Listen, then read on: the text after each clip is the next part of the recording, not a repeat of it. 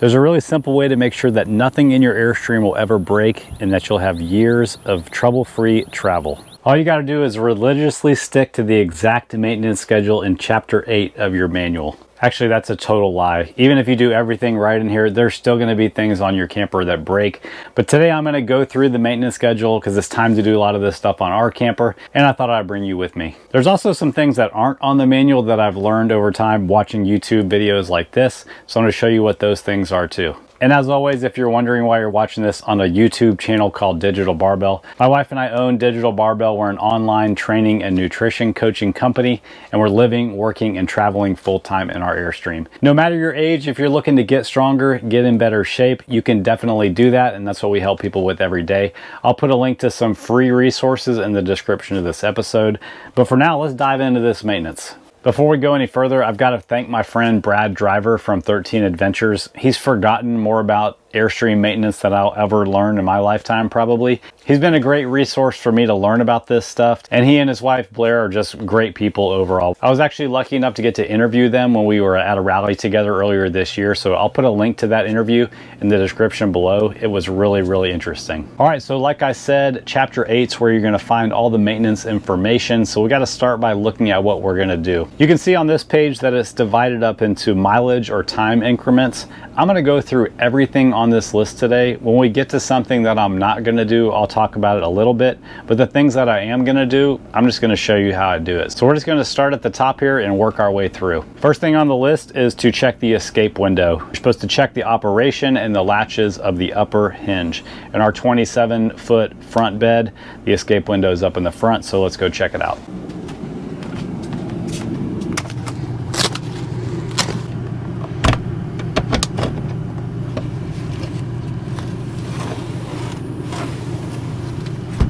Looks all good.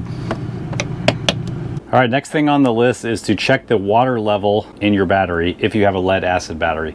I have AGM batteries, so we're going to skip that one for now. Next thing after that is test and replace the battery on the smoke alarm and CO detector. I'm going to wait till the end to do that because these guys are not going to like if I set off that smoke detector, so I'm going to do that at the very end and put them outside. After that, we're going to check the tire pressure and see where they're at. Let's get outside. I had to put my toupee on my microphone because it's so windy out here. I really like this tire pressure monitor or checker, whatever they call it, gauge that I got. I'll put a link to it in the description below. I think it's in our Amazon store. Here's a tip though, when you put it in the little bag, don't store it with the battery in it or it will automatically turn itself on from time to time and wear the battery down. All right, it seems to be working. You're supposed to check your tire pressure when the tire is cold. But what is cold? Well, I think the recommended temperature to get your cold temperature is like 69 degrees. It's definitely hotter than that out here. So I would expect that these are going to be a little bit higher than my desired cold temperature. I like to run my tires between 65 and 70 pounds cold. So let's see where they're at. 66.5. I'm happy with that. 66.5. All right, you probably don't need to watch me check the other two, but trust me, I'll do it. All right, next two things on the list are to check the hitch for loose bolts and unusual wear and to test the GFI breaker here inside the camper. Here we go. In our 27-foot International, the GFI breaker is located back here behind the TV. So this is gonna make the clock in the bedroom stop working temporarily. Have to reset the clock. So we're just gonna test it. It popped. I heard somebody's computer turn off and reset. So that's working. All right, let's go outside and check that hitch. So to check this, I'm gonna have to take my lock off here. This is the Proven Industries lock. I really like this thing. It's not the most intuitive thing in the world to use, so I did make a video about how to use it. So I'll put a link to that in the description below. I don't see anything out of the ordinary here, but I don't think I've ever lubricated this thing, so I'm gonna hit this with some silicone. It's amazing how much of maintaining your Airstream really just comes down to lubricating things. So I highly recommend putting your set of all your lubricating fluids into one easy to get to container like this. It definitely makes life easier.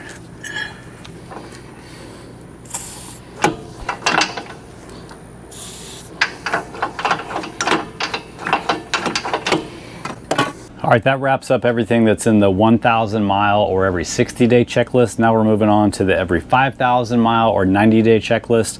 First thing on there is to lubricate the main door latch with dry graphite, also to lubricate the locks with dry graphite. I started out using dry graphite on both these things because that's what it said to do in the manual, and I was not impressed with the lubrication that it gave me, and it makes a mess because it's like a powder. It's hard to get into those areas and it just kind of goes everywhere, and I felt like I was having to do it like more frequently than I should. I did switch over to using silicone spray after that, and I wouldn't really say it does any better. So I think I'm going to go back to the dry graphite for this time through the list, and we'll see how it does again. Here's this graphite lubricant. It's a powder. I don't know if it's available in a spray or not. This is what I've always had. And basically I'm just gonna try to puff some of this stuff into here. Hope it doesn't all just blow away with the wind. You probably can't see that, but it's just this fine powder that gets everywhere. Honestly, kind of work it in. So that's the main door latch. The other thing they said to lubricate was the exterior door lock. So we actually don't use this lock right here. We only use the deadbolt. I have this right here so that we can't lock ourselves out. So we only use this deadbolt. So I'm going to put a little lubricant on that. Most of it just falls right out.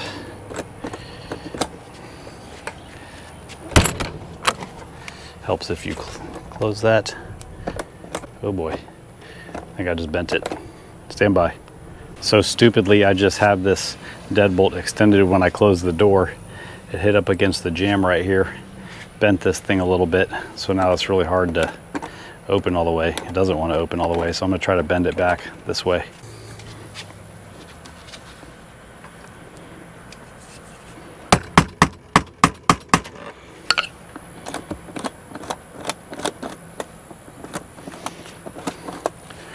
Dodged a bullet on that one. I told you this stuff is messy.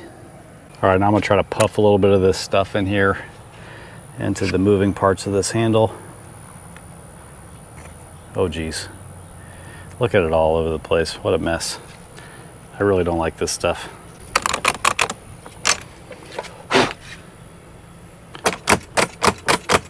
All right, let's close it a few times. I think I'm gonna try to put a little bit on this surface right here. Actually, it already has it on there. My door's been kind of hard to close lately. All right, so now that I've made a thorough mess with this graphite, I gotta do a little bit of cleanup so I don't spread it everywhere.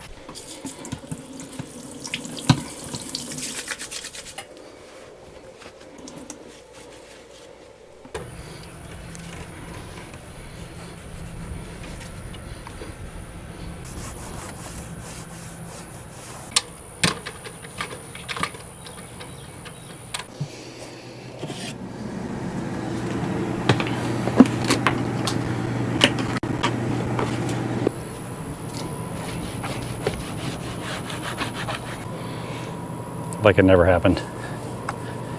All right, let's go see what's next. Next on the list is lubricate the exterior hinges with light household oil. All right, so this is what I'm gonna use, just some simple 3-in-1 oil. And if I think about where all the hinges are, they're on this door, they're on the front storage compartment, and they're on the hinge on my bumper, unless I'm forgetting something.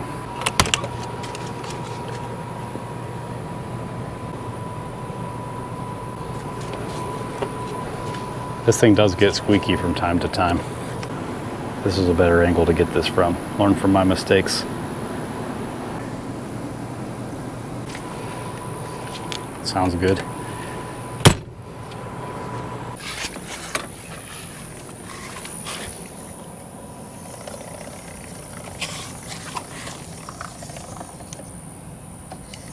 Boom.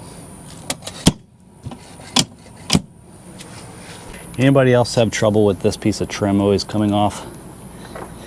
Kind of a pain. If you got a solution for it, let me know. All right, let's get some oil down in that hinge. It's pretty far down in there.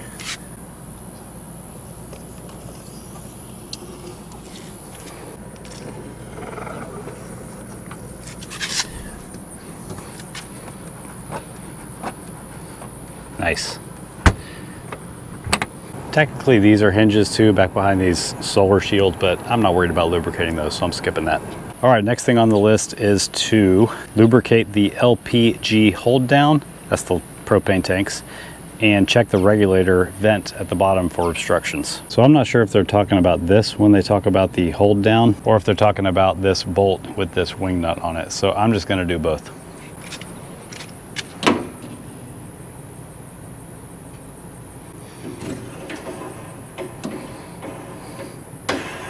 That is much smoother. All right, I think I need to take my propane tank cover off to check the bottom of the regulator. Running out of slack on my Starlink cable here.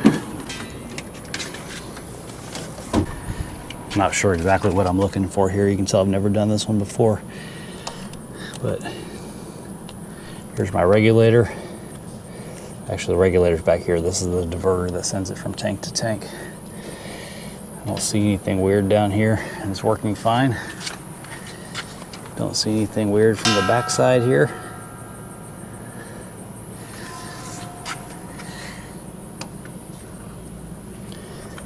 All right, we're gonna call that one good.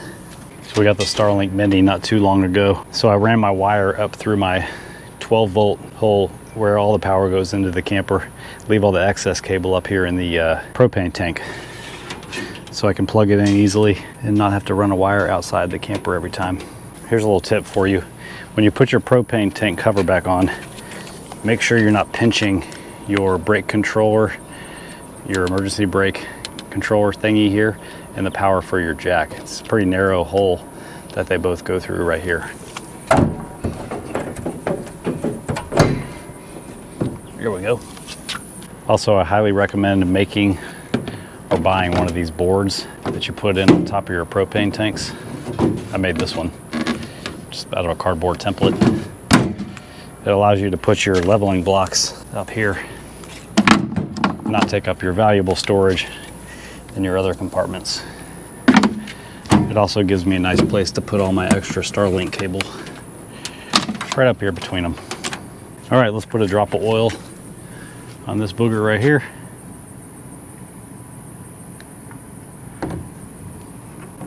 Nice. All right, the next thing I see on the list is to torque the lug nuts, but I see the thing after that is to lubricate the pin on the breakaway switch up here. So since I'm already up here and I've got the lubricant, we're gonna do that now. All right, this is a job you don't want to take too long because you don't want to leave this pin out for more than like 30 seconds or you can damage your brakes. So you're gonna pull this pin out, the one that would engage if your trailer got away from you that locks up your brakes, and put a few drops of oil on here.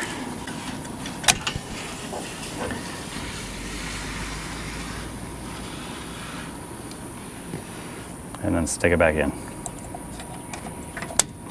Wow, that was tough. Okay, let's do the lug nuts. All right, so it actually tells you here in the manual on page 8-2, if you have aluminum wheels, torque them to 110 pounds. If you have steel wheels, to 100 pounds. I have aluminum wheels, and actually further, a couple pages later, show you the order in which you're supposed to torque the lug nuts also. I definitely did not know that until I looked at this today. And mine is on page 8-8. Right there, there's the order in which you should torque. Make sure I'm set to 110 here.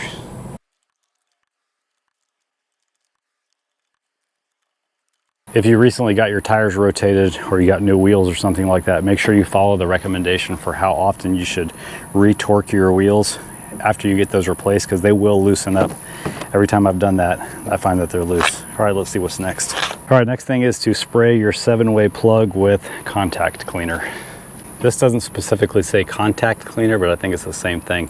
I might as well do the 7-pin on the truck while I have it out. Mine's actually pretty clean already. I just remembered that I did this at the last campground and then I redid it with dielectric grease. So I'm actually not gonna clean it this time, but here's an example of what a clean one should look like.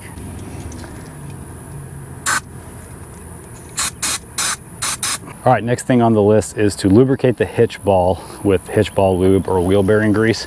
I've been using this spray trailer hitch gel lube, and I like it a lot better than using like a tub or a squirt on kind of thing. So this is what I'm using. My receiver is not in my truck right now, it's over here, so let's go. This stuff is really simple to use. Looks like I got a little bit of rust and a fly on there. Sprays on real easily.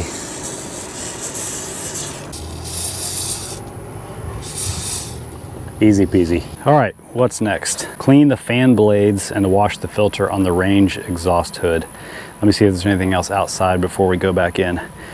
Okay, next thing, lubricate and inspect the moving parts of the main door steps. So let's knock that out. I don't have to tell you that the steps on these Airstreams can be trouble, so don't sleep on maintaining these things. I would do it much more frequently than you see in the manual.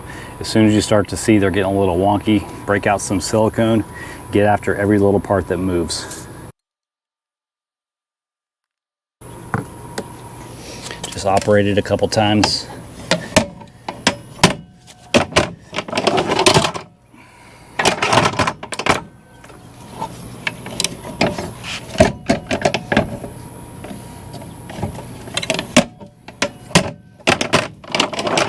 A happy step makes for a happy camper. All right, let's see what's next. All right, I haven't forgotten about that vent fan, but I see there's some more lubrication to do out here. The next thing on the list is actually to inspect or replace the brakes as needed and to visually inspect the Never Lube hubs. So we actually had our tires replaced in Colorado about a month ago, so I was able to inspect those at the time. So I'm not gonna take my wheels off and show you that, but I'll put a link below for how you can do your own. Okay, the next thing to do is to lubricate the moving parts of the spare tire carrier. So basically, if you don't know, your spare tire is kind of on a pivot bracket and it pivots up here at the front. So we're gonna lubricate the hinge section of that. And then there's two pivot points back here in the back also. Not too bad. So while I'm down here on the ground with my can of silicone, one thing I don't see here anywhere in the list unless I'm missing it is to lubricate the little screw drive on your stabilizers. So I'm going to go around on all four and spray the little screw drive and where the feet rotate and where the hinges are with some silicone also.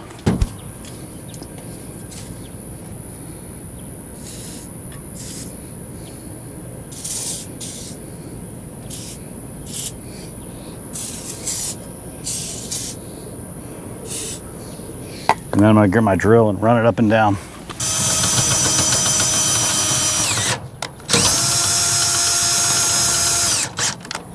I'm actually gonna leave them up because I just remembered that I'm getting a lot of noise from my tongue jack. I've already lubricated on the internal parts of that, so I think there's something that needs to be lubricated on the shaft. And to be able to raise it all the way to the top, I need these up anyway.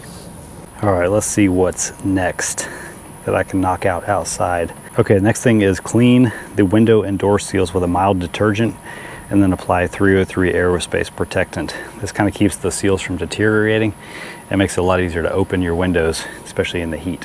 So I got to run inside and unlock all the windows. All right, here's that 303 protectant. So we're going to go around, put some on a microfiber and wipe down all the seals. If you've never used this stuff on your car, let me show you what it can do on parts of our truck.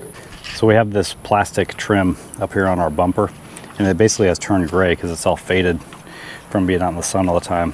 But if I spray a little of this on there and then wipe it around, it basically turns it back to black. Pretty cool, huh? Get this window open. So basically I'm just gonna go around and wipe this seal all the way around with the rag in 303. You can see it change colors as I wipe it. All right, so I'm not going to bore you and show you every single window, but I'm going to go around and do them all.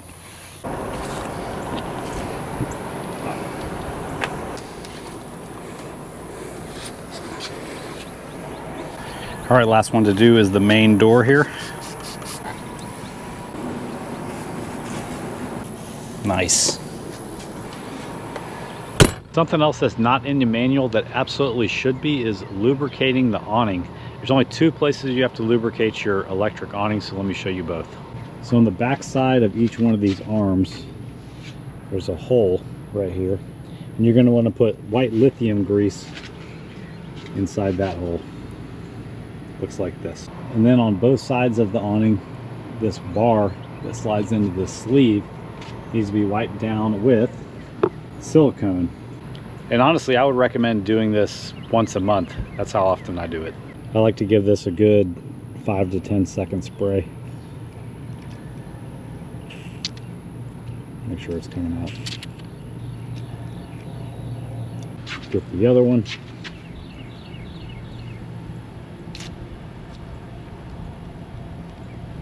On these bars up here, you can just spray some silicone on a paper towel and then wipe them down.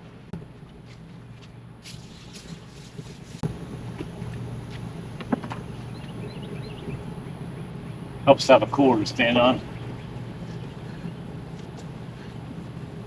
All right, I mentioned that my front jack is making a lot of noise at certain ranges when I'm raising and lowering the trailer. So I'm going to raise it up all the way. I'm going to wipe all the existing grease off. I've used a lot of greases on it in the last year. And I'm just going to spray it with silicone and run it up and down a couple times. Let me make sure my wheel chocks are in place.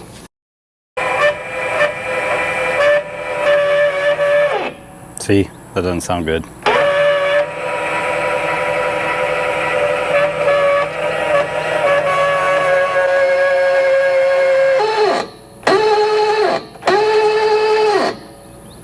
It actually sounds like the noise is coming from here though, and I've already lubricated everything in there. It can't be the shaft, but I already got it up, so I'll clean it off.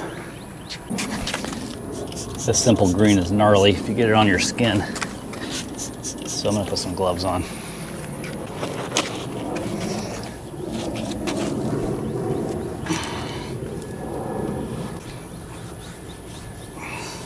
Man, it started raining pretty hard outside, so I moved back in. I know I got to go back and do the vent fan. Let's see what else is on the list that's inside. Well, before I get to that, let's talk about what I missed on the outside.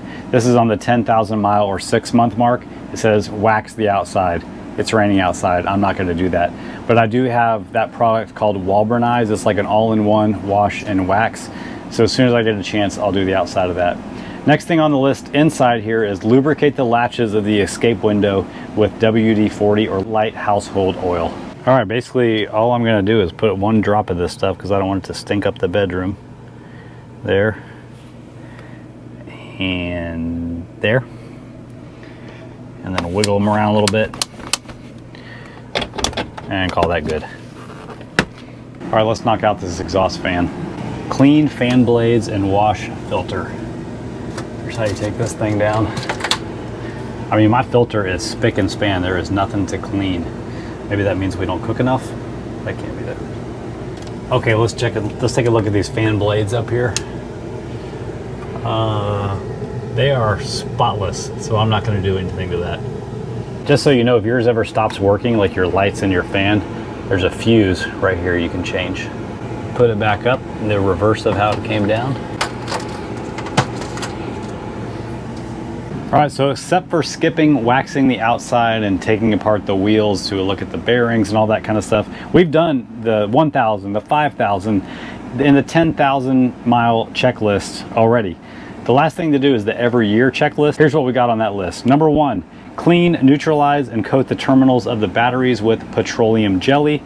Number 2, have your propane tanks purged by a supplier. I'm not going to do that today. Check and reseal the exterior seams, windows, lights, and vents around the outside as needed. We'll check that out when it stops raining. Number 4, ensure all parts of the hitch, coupler, and ball operate freely. We already did that earlier, so we don't have to mess with that again. And then last but certainly not least on the list is to check your interior cabinets. You want to check all the latches and locks, hinges, and slides and lubricate them. But one thing they don't say to do that you really should do is grab a Phillips screwdriver and go around and tighten the screws that hold your cabinets up to the ceiling, because they can get loose over time. You come in off a really bumpy road and your cabinet is on the ground. I would actually recommend going around with a Phillips screwdriver and just snugging up a lot of the Phillips screws throughout. Most of the walls in here are just held together with Phillips screws, so if you can catch them before they completely back out, you'll save yourself a whole bunch of hassle when you're on the road. So I'm going to start working on that. So I'm going to stick my camera up inside my kitchen cabinet here and show you these screws here. There's rivets also, but these screws can be tightened. Just a regular old Phillips screwdriver. Just trace your hand along the entire length of your cabinet and look for those screws that you can tighten. They're in the bedroom, the kitchen, and up above here. And then here in the bathroom, you've got these little walls, at least we do in our model, with this little tiny wall, and there's all these little Phillips screws all the way down. Those do get loose over time, so just hit those with a screwdriver. Also, your upper cabinet in here has some screws in it, so check that too. All right, let's talk about what you're going to look for on this exterior ceiling project. You're going to go around anywhere where two panels or two surfaces meet. Look for large gaps that have opened up. And in the manual, they tell you what kind of sealant to put between there. Also look where two surfaces like this come together. Now underneath your camper, you can go as crazy as you want looking for little gaps. You can use the same sealant you use on the outside, or you can use Sikaflex. I'll put a link to where you can buy that in the description below. All right, let's go knock out this battery project. All right, it started raining, so I just knocked this out real quick and didn't film it, but all I did was put some Vaseline on my finger and rub it on the positive and negative terminals of both of the batteries. Easy. So by no means am I a professional at any of this stuff. I'm a professional coach actually, but I just wanted to show you that this stuff really isn't complicated. If you just take it one at a time, you read the instructions, you go to YouTube when you need help, but it really does make a difference in not only making your Airstream last longer, but making less things break along the way so you can enjoy it more stress-free. If you have any comments or things that I missed, or you have a better way of doing things, I would love to know, because we do live, work, and travel in this thing full time. So please leave a comment below, and I appreciate you watching. Have a good day.